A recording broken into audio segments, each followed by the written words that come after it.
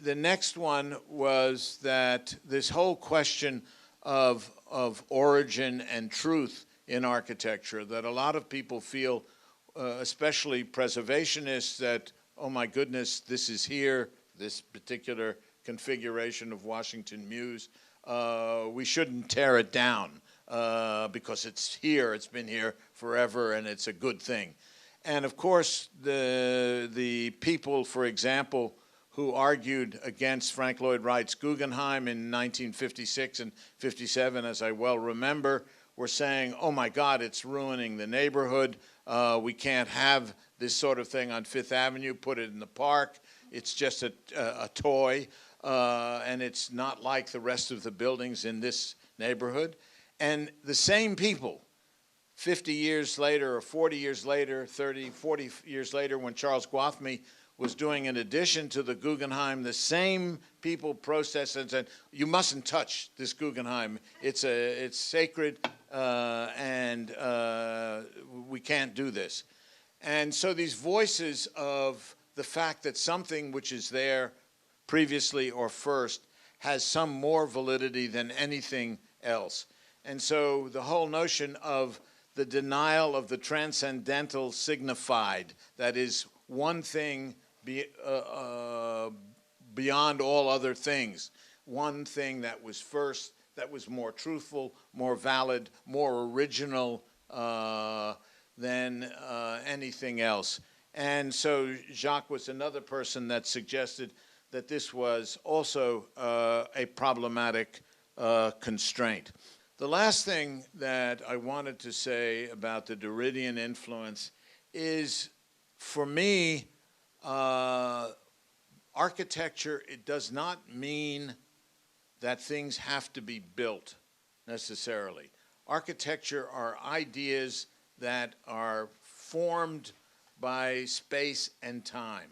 As long as those ideas exist in some way, then that's architecture. Many of the best architects from the end of the last century never built very much. Cedric Price is a name, John Haydock, who was the dean at Cooper Union. But I could go back to Piranesi, who was one of the great architects, I think, of all times.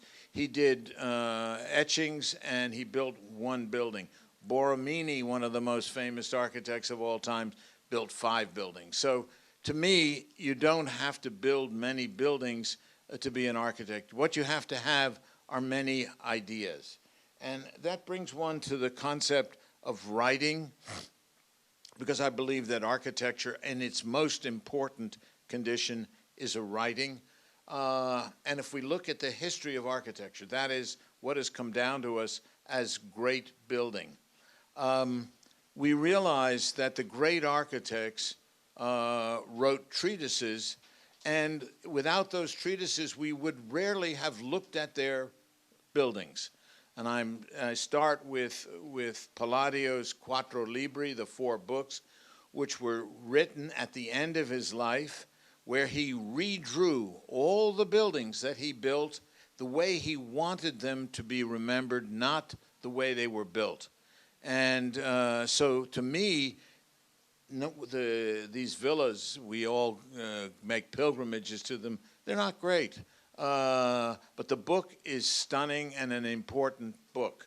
If we go to some of the important architects of the last century, we go to Le Corbusier or Adolphe Loos or any of them, the most important thing that their legacy was their writings. Le Corbusier wrote a book called Vers une architecture, towards an architecture. He wrote the 5 points toward a new architecture. He drew the 4 compositions. He was the man that articulated the paradigm for architecture. And yet there were a lot of Frenchmen designing little white houses like Le Corbusier who never wrote a thing, and they're totally unimportant. Because this man produced a discourse about architecture. The same can be said for Robert Venturi, Aldo Rossi, Rem Koolhaas. There, no? No, no. So for me, the writing is more important in a sense than the building. Now, to make a caveat about that as I close, Manfredo Tafuri, one of the most important critics of the last century, said to me, you know, Peter, you can write all you want. If you hadn't built, none of us as critics would have been interested in what you do. So there is a limit to the discourse. You always have to build, and you always have to think, and you always have to put those thoughts down, whether in writing or building. You cannot be merely a paper architect.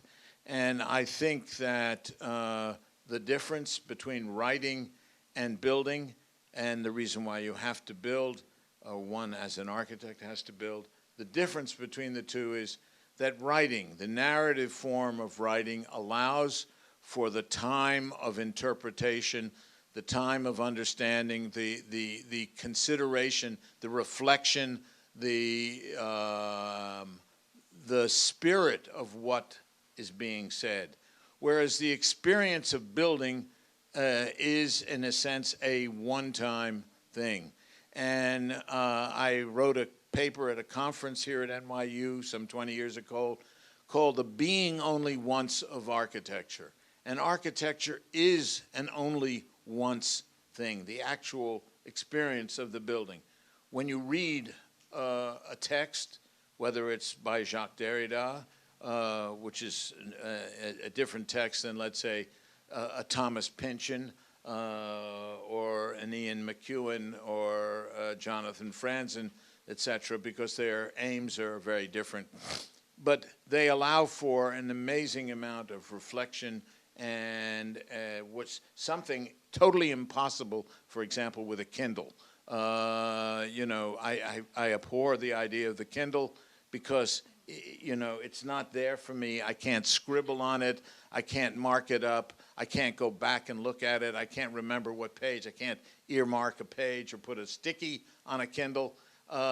And for people who are interested in the idea of writing as a discursive medium, the Kindle is totally useless.